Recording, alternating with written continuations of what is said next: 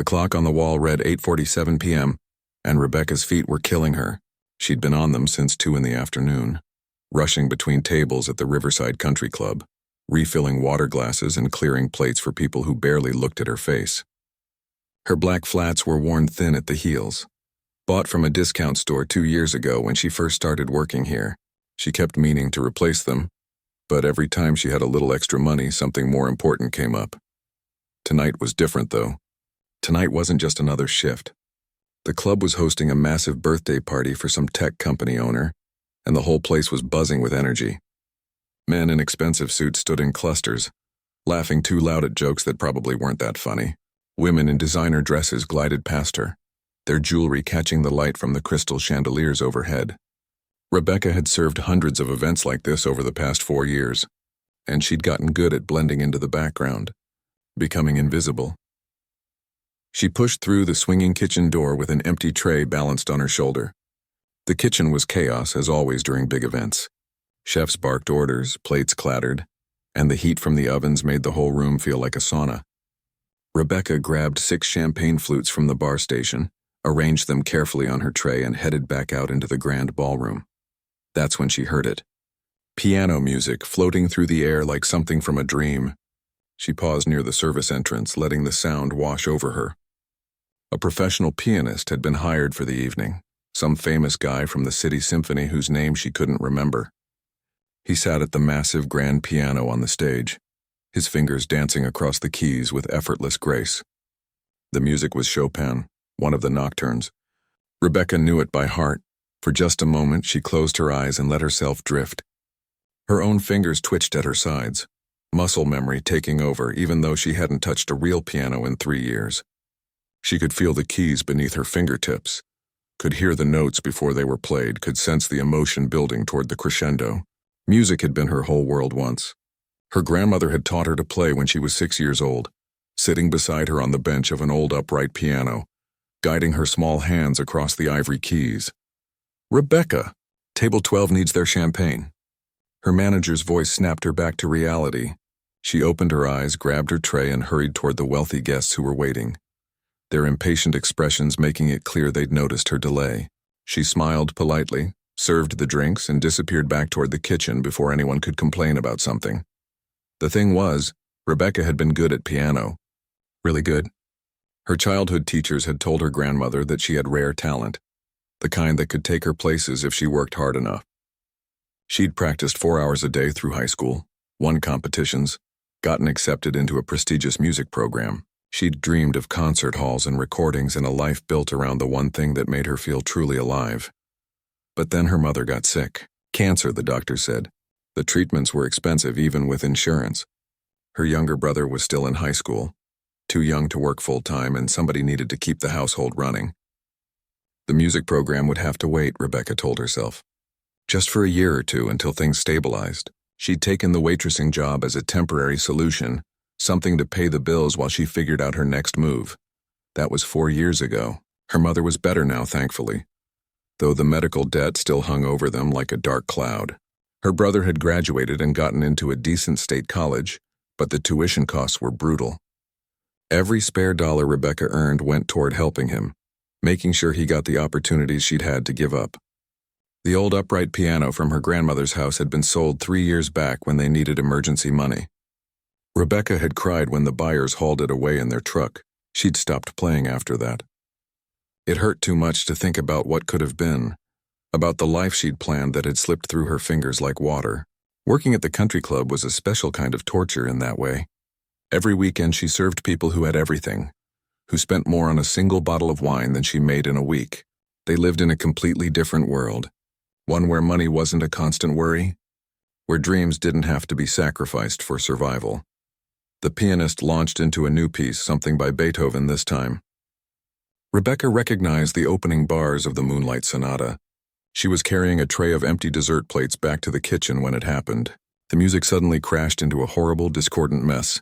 She spun around just in time to see the pianist slumping forward onto the keyboard, his body creating a terrible noise as he collapsed. Gasps erupted from the crowd. People rushed toward the stage. The event coordinator, a woman named Margaret who always treated the staff like they were invisible, sprinted across the ballroom in her high heels, her face twisted in panic. Rebecca watched as several guests helped the pianist up and guided him toward a side room. He could barely walk straight, clearly drunk from the open bar that had been flowing all evening. The music stopped. The party stopped. 200 wealthy guests stood around in awkward silence, murmuring to each other about the disaster unfolding before them. Rebecca could see Margaret frantically making phone calls, probably trying to find a replacement pianist. But who could you find on a Saturday night with zero notice? The string quartet that had played during cocktail hour was long gone. The DJ wasn't scheduled to arrive for another hour. Rebecca's heart started pounding in her chest. She watched Margaret's desperation growing with each failed phone call. She watched the birthday guests starting to drift toward the exits, the carefully planned evening falling apart. And she felt something stirring inside her, something that had been quiet for too long.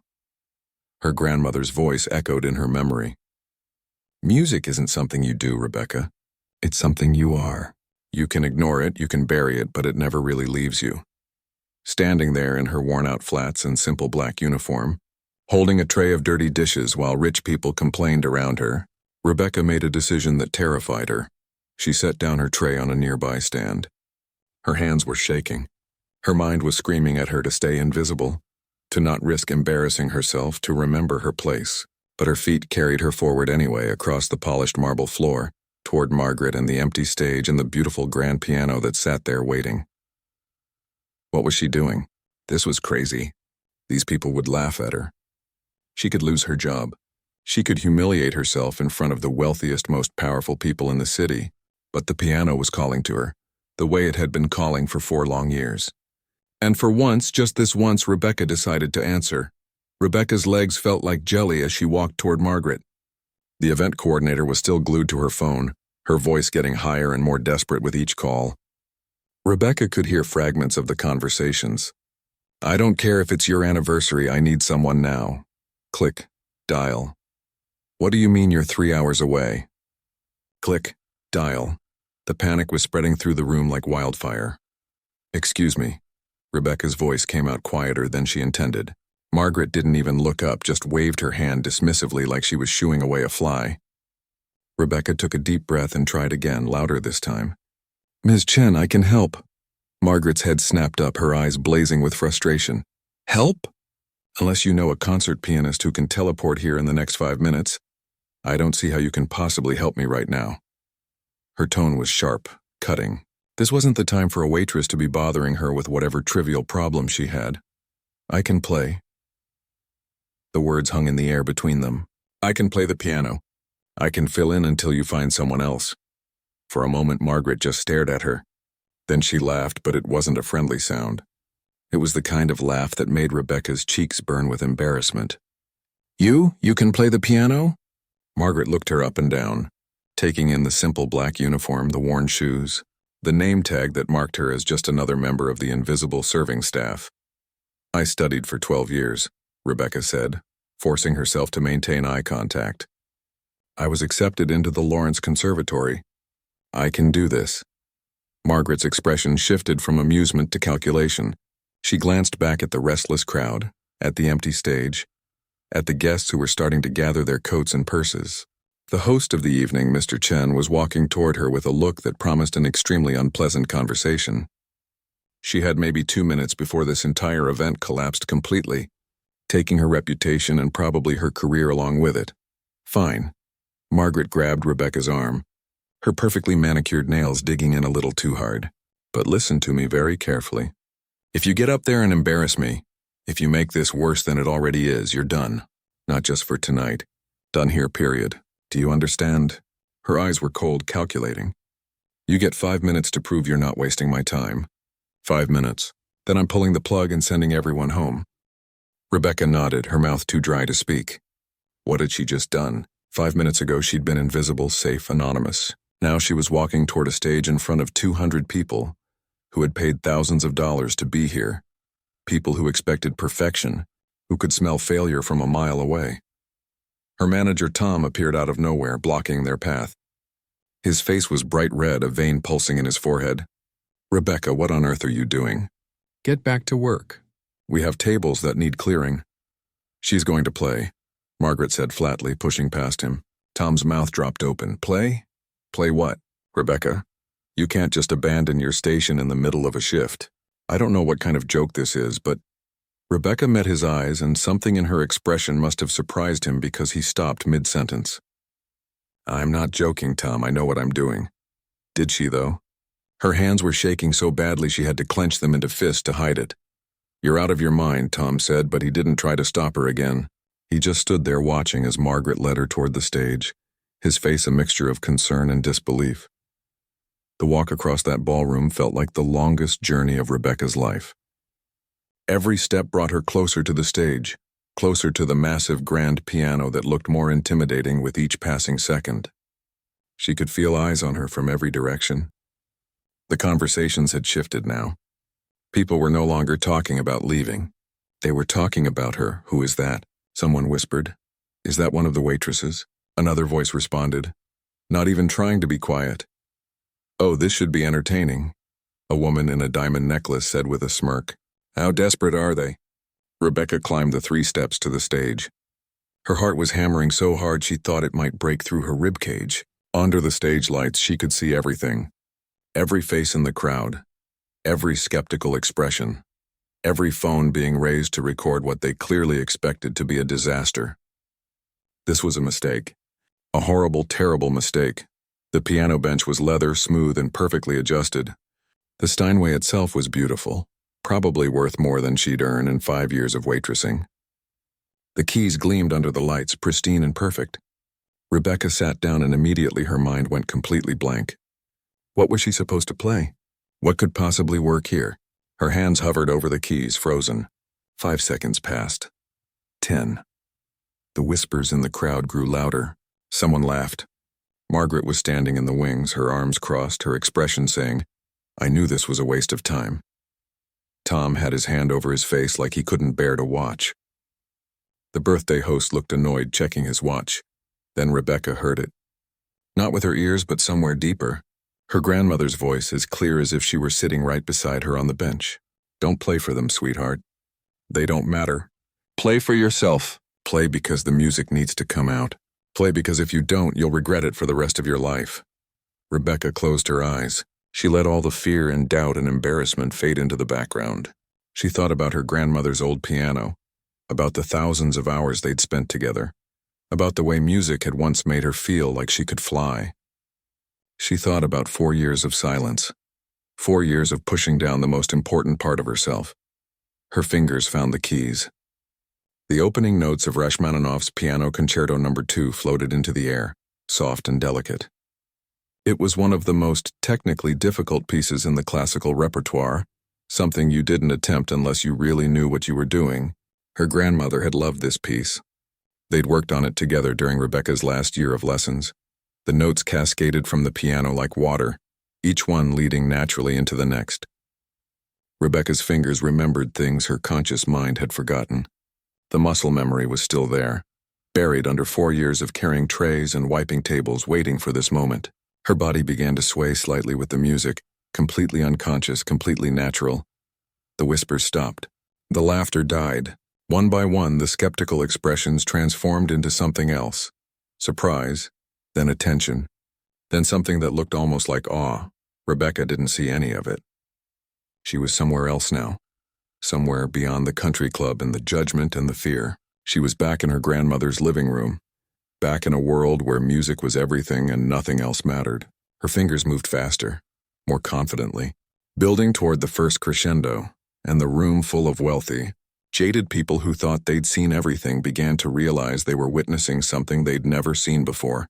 Not just a good performance, not just a competent pianist filling in during an emergency. They were watching someone come back to life. The music flowed through Rebecca like electricity. Her fingers danced across the keys with a speed and precision that surprised even her. It had been so long since she'd played anything more complicated than chopsticks in her head. Yet here she was, tackling one of Rachmaninoff's most demanding pieces like she'd been practicing it every day for the past 4 years. The ballroom had gone completely silent except for the piano. Not a single glass clinked. Not a single shoe scraped against the marble floor. 200 people stood frozen, their champagne forgotten in their hands, their conversations abandoned mid-sentence. The transformation in the room was almost physical, like the air itself had changed texture. Rebecca poured everything into the music. 4 years of frustration. 4 years of watching her dreams slip away while she smiled politely and said, "Yes, sir, and right away, ma'am." 4 years of pretending she was fine. That she didn't miss the piano so badly it sometimes hurt to breathe.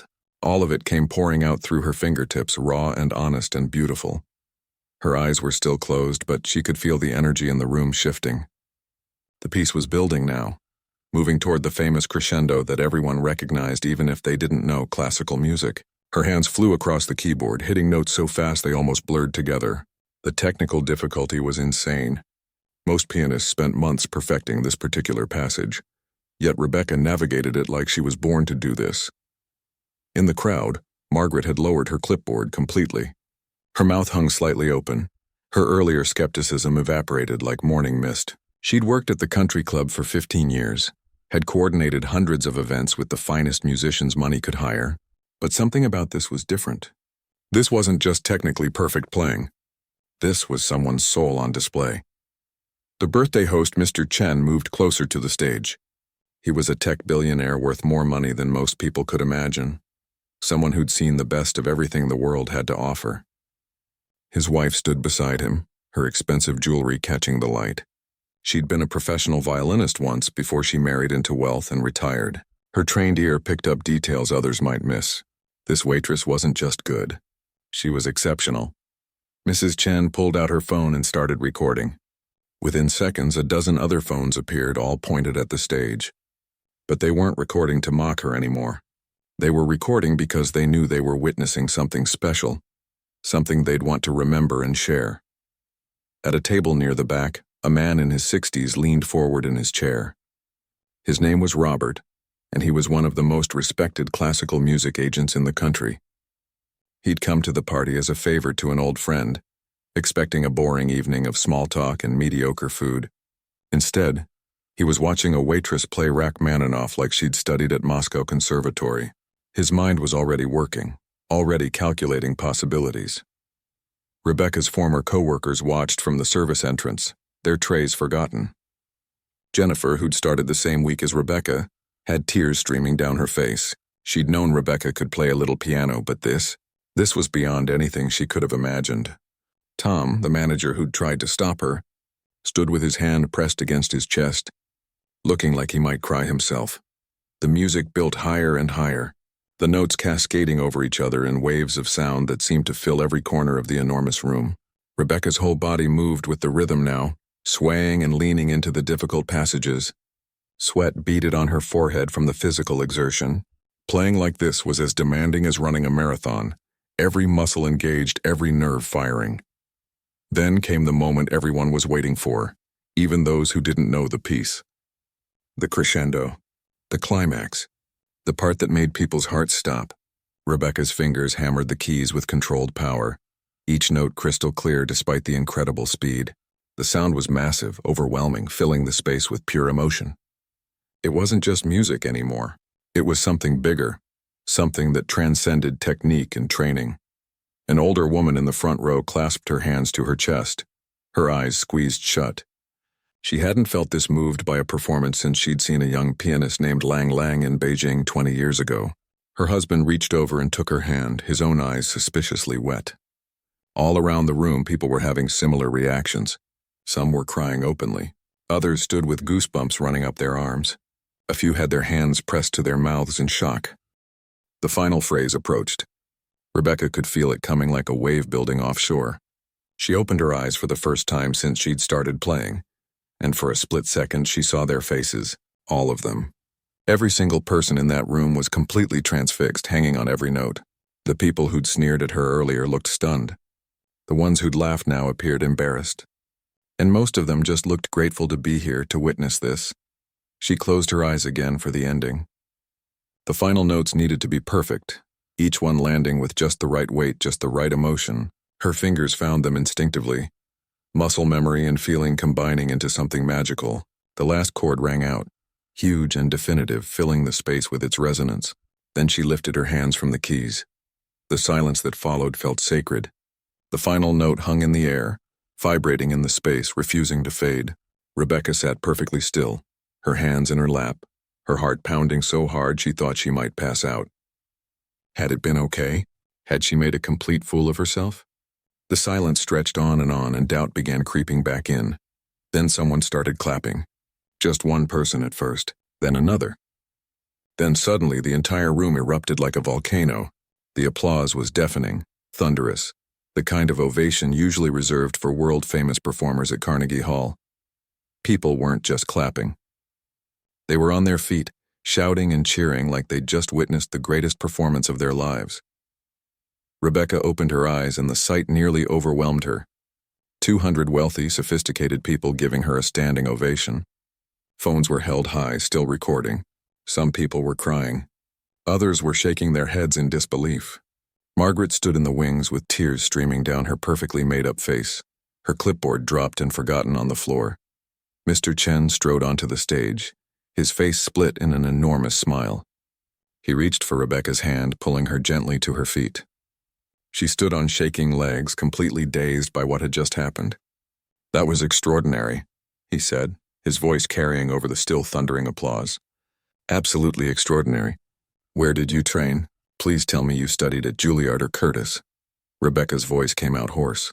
I studied as a kid with my grandmother mostly. Some local teachers. But I never went to conservatory. I work here. I'm a waitress." The words felt surreal coming out of her mouth while wearing this fancy black uniform, standing on a stage in front of all these people who were still clapping for her. The applause somehow got even louder when people heard this. Mr. Chen's expression transformed from impressed to amazed. His wife climbed onto the stage too, her elegant dress swishing around her ankles. She took Rebecca's other hand, squeezing it gently. "My dear," she said, her voice thick with emotion. "That was one of the most moving performances I've ever witnessed. And I've heard the best pianists in the world." Within seconds, Rebecca found herself surrounded by people. They pressed business cards into her hands, cards she couldn't even read through her tear-blurred vision. A woman in a stunning blue dress introduced herself as the director of the city's Performing Arts Center. A man with silver hair said he was a music critic for a national newspaper. Another woman explained she ran a classical music festival. The names and faces blurred together in a dizzying rush. Rebecca tried to process what was happening but couldn't quite grasp it. 20 minutes ago, she'd been a nobody, invisible, serving drinks to people who never looked at her face. Now those same people were fighting for her attention, treating her like she was someone important, someone who mattered. The shift was so sudden and complete it didn't feel real.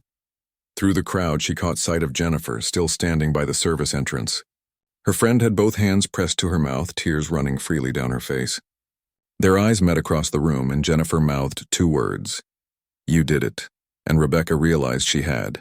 She'd done something she'd been too afraid to do for 4 long years. She'd stopped being invisible. She'd stopped hiding the most important part of herself. She'd taken the biggest risk of her life, and somehow, impossibly, it had worked. The applause finally began to fade, but the energy in the room remained electric. Rebecca stood on the stage, her legs still trembling, trying to comprehend the pile of business cards now clutched in her shaking hands. She couldn't read any of them properly. The words swam in front of her eyes, blurred by adrenaline and the tears she was fighting to hold back. Margaret appeared at her elbow, and for a moment Rebecca braced herself for anger. But Margaret's face had completely changed. Gone was the cold, dismissive expression she usually wore around the staff. Instead, she looked almost tender, her eyes still wet from crying. "Rebecca," she said softly, placing a hand on her shoulder. "Mr. Chen would like to speak with you privately. He asked if you could join him in the library for a few minutes." Rebecca nodded, not trusting her voice. She followed Margaret through the crowd, which parted for her like she was royalty. People reached out to touch her arm as she passed, offering congratulations and praise. A woman with diamonds the size of grapes told her it was the most beautiful thing she'd heard in 30 years. A man in a tuxedo said his daughter studied at Juilliard and couldn't play half as well. Rebecca smiled and thanked them, but it all felt like it was happening to someone else. The library was quiet, a stark contrast to the chaos of the ballroom. Floor-to-ceiling bookshelves lined the walls and a fire crackled in the enormous stone fireplace. Mr. Chen stood by the window with his wife, speaking in low tones. They turned when Rebecca entered, and both smiled warmly at her. "Please sit down." Mr. Chen gestured to one of the leather armchairs near the fire. Rebecca sat, her back rigid, her hands folded in her lap. She felt completely out of place in this room that probably cost more to furnish than her entire apartment building. Margaret quietly excused herself, closing the door behind her. Mrs. Chen sat across from Rebecca, leaning forward with genuine interest.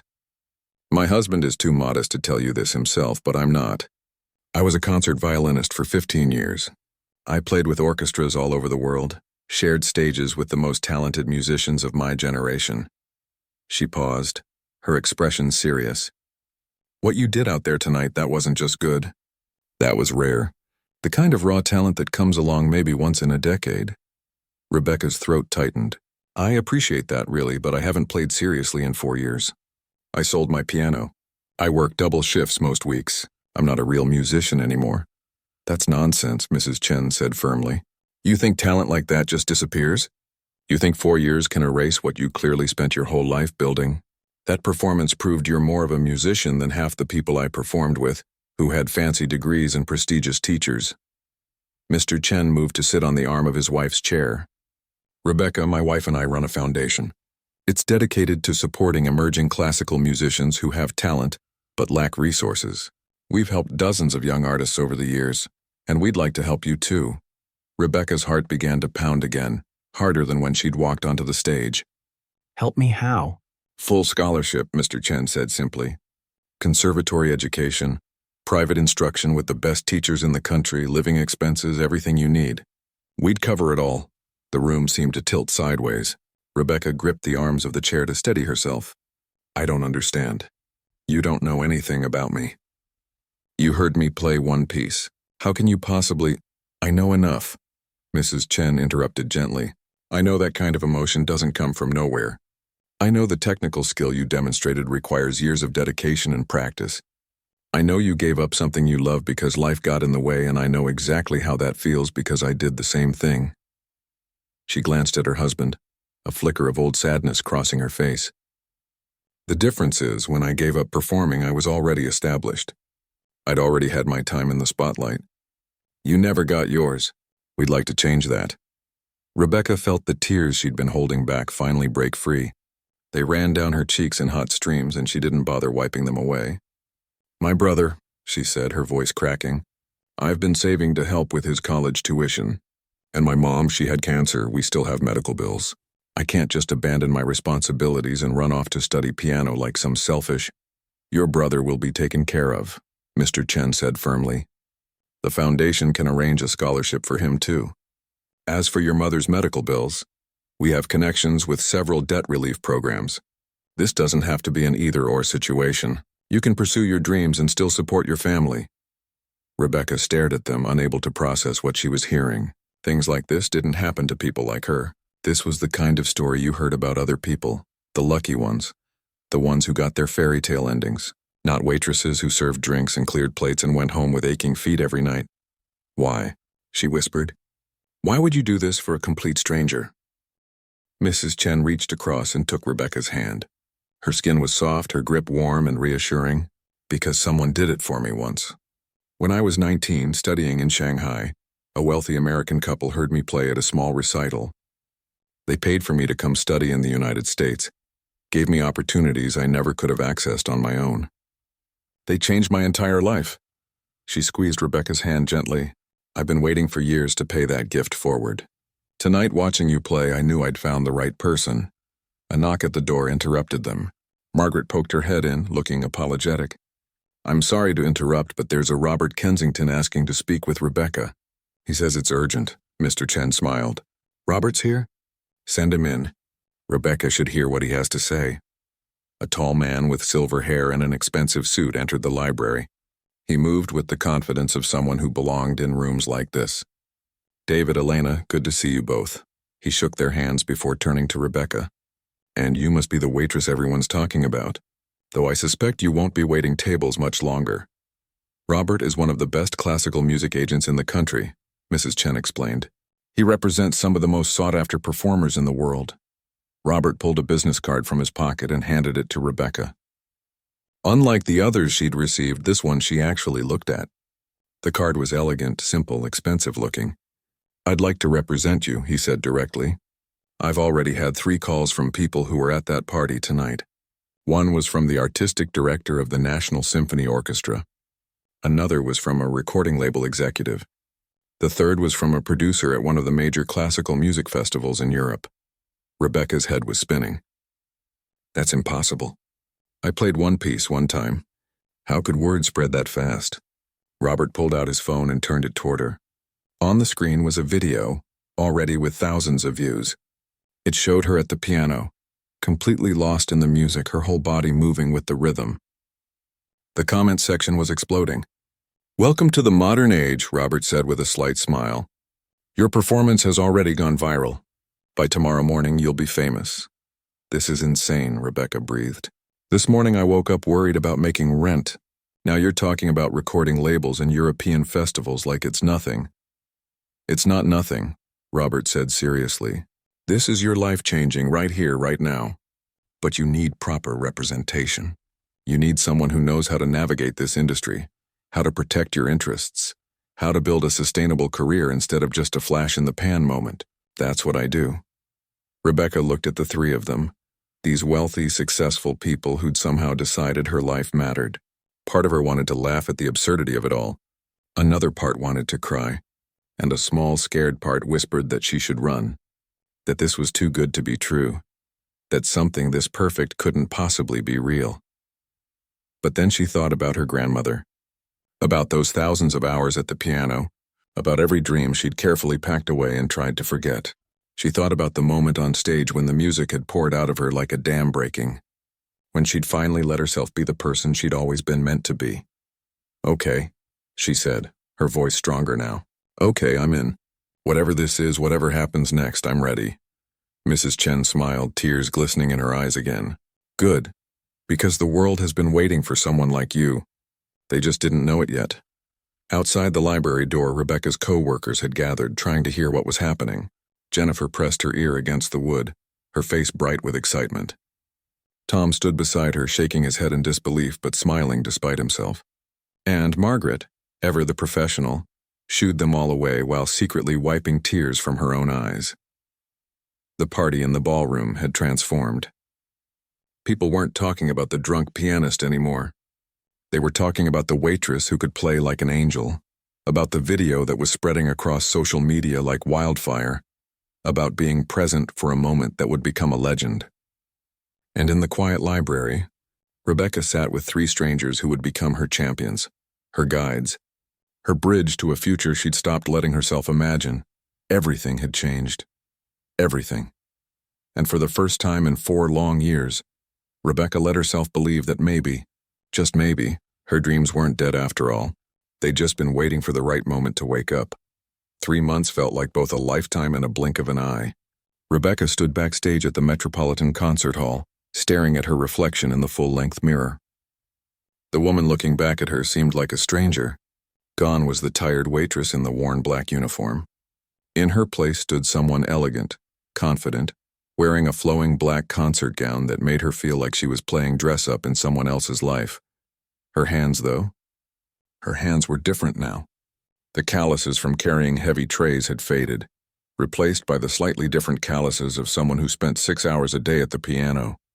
Her nails were kept short and clean, no longer chipped from scrubbing dishes or torn from opening wine bottles. These were a pianist's hands, carefully maintained, insured for an amount of money that still made her laugh in disbelief when she thought about it. The past 3 months had been a whirlwind that sometimes made her dizzy. The video from that night at the country club had exploded across the internet. Millions of views, news segments, magazine articles. "The waitress who stunned the elite," one headline had read. "From serving tables to center stage," declared another. Rebecca had done dozens of interviews, each one feeling surreal as reporters asked her to recount that night over and over again. But the real work had happened away from the cameras. Mr. and Mrs. Chen had been true to their word. Within a week, Rebecca had enrolled in an intensive program with one of the most respected piano instructors in the country. Professor Harrison was a stern woman in her 70s who'd taught at the finest conservatories for decades. Their first lesson had been humbling. "You have raw talent," Professor Harrison had said. Her fingers steepled as she watched Rebecca play. "But raw talent without discipline is like a diamond buried in mud. We have a lot of work to do." And work they did. 6 hours of practice daily, sometimes more. Technical exercises until Rebecca's fingers ached. Music theory. Performance psychology. Every weakness exposed and addressed, every rough edge polished. Robert, her new agent, had been equally busy. The offers had poured in after that viral video, but he'd been selective, strategic. "We're not going for flash-in-the-pan fame," he'd explained. "We're building a real career. That means being smart about which opportunities we take." He'd turned down talk show appearances and reality TV offers, focusing instead on legitimate musical opportunities that would establish her credibility. And tonight was the biggest opportunity of all, her debut performance with the City Symphony Orchestra. The concert had sold out within hours of being announced, the tickets going for prices that made Rebecca feel guilty. People weren't just coming to hear good music. They were coming to see if the viral Waitress was the real deal or just a lucky one-hit wonder. A knock on the dressing room door made her jump. "5 minutes, Miss Rebecca," called the stage manager. Her stomach clenched. 5 minutes until she walked out in front of 1,500 people. 5 minutes until she proved she belonged here, or confirmed everyone's suspicion that she was just a fluke. The door opened and her mother peeked in, her face glowing with pride and emotion. She'd beaten the cancer and looked healthier than she had in years. Some of the medical debt lifted thanks to the Chen Foundation's connections. "Oh, honey, you look beautiful." Her voice cracked as she crossed the room to hug Rebecca tightly. "I'm terrified." "Mom," Rebecca whispered into her mother's shoulder. "Good. That means you care." Her mother pulled back, holding Rebecca's face in both hands. "Your grandmother is watching tonight, I know it. She's so proud of you." Rebecca's younger brother Danny squeezed into the dressing room next, looking uncomfortable in the suit Rebecca had bought him. He was doing well at college now, his own scholarship from the Chen Foundation allowing him to focus on his studies instead of working 2 part-time jobs. "You're going to kill it out there," he said, trying to sound casual but failing to hide his nervousness for her. "Places, everyone." The stage manager's voice was more urgent now. Rebecca's family gave her final hugs and wishes of luck before filing out to take their seats. She was alone again, just her and the mirror and the thundering of her heart.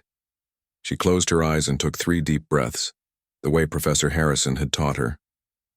"The fear never goes away," the professor had told her. "You just learn to play alongside it, not against it." Another breath, another. The panic began to settle into something more manageable, more focused.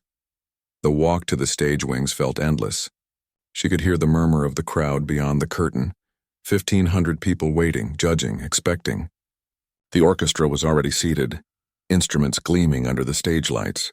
The conductor, Maestro Williams, caught her eye and gave her an encouraging nod.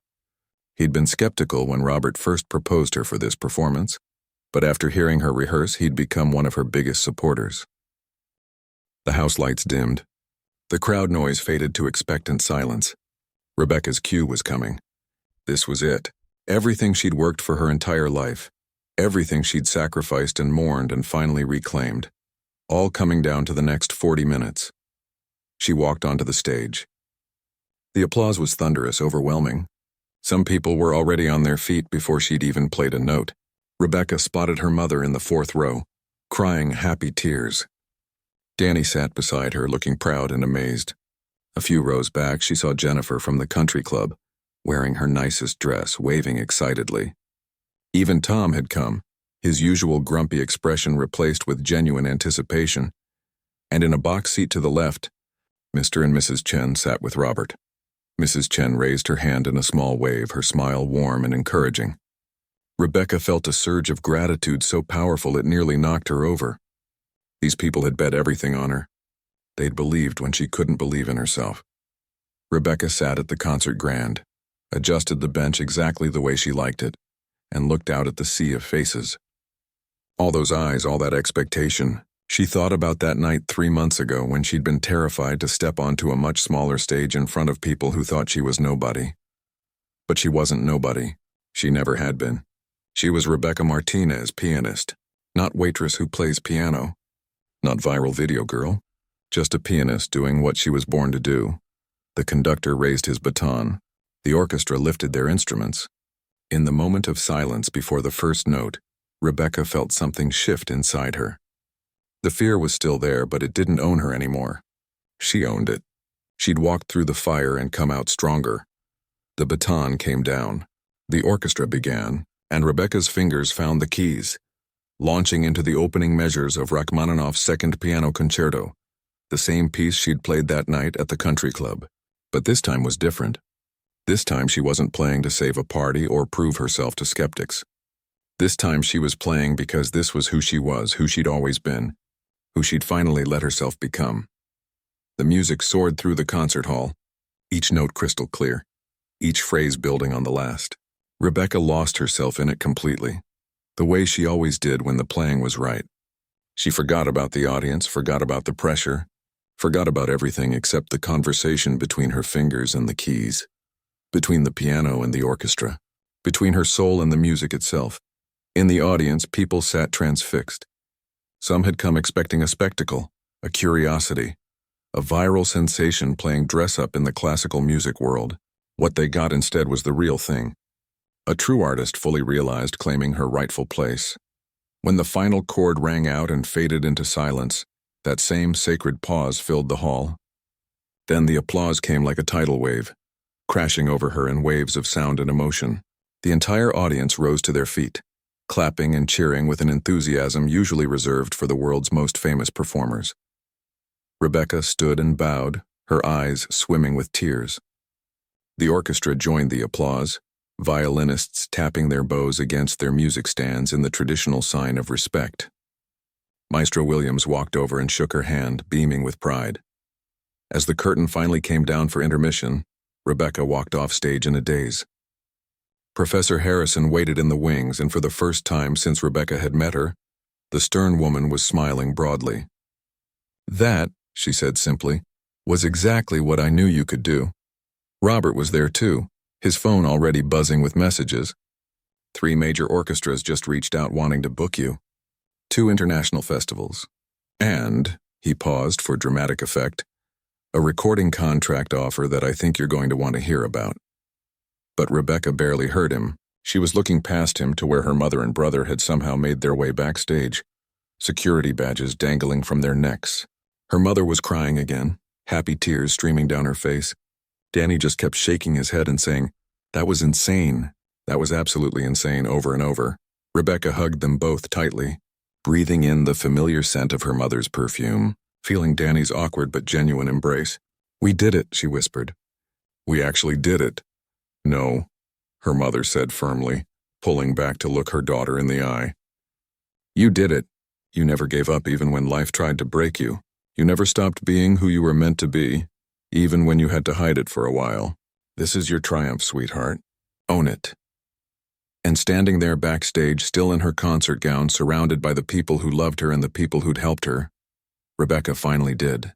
She let herself own it, let herself believe that she belonged here, that this wasn't a fluke or a lucky break, but the result of talent, hard work, sacrifice, and one moment of terrifying courage. The stage manager called 5 minutes to the second half. Rebecca had 2 more pieces to perform tonight, but as she walked back toward the stage, she felt lighter than she had in years. The weight of deferred dreams, of what-ifs and maybes had finally lifted. She wasn't running from her past as a waitress. That experience had taught her resilience, taught her about the real world, taught her that dreams deferred aren't dreams destroyed. They're just dreams waiting for the right moment. And this was her moment. Not the end of a journey, but the beginning of one. As she stepped back onto the stage for the second half, as the lights found her and the audience welcomed her back with warm applause, Rebecca smiled. A real smile from deep inside, from the place where music lived in her bones. She sat at the piano once more, placed her hands on the keys, and did what she was born to do.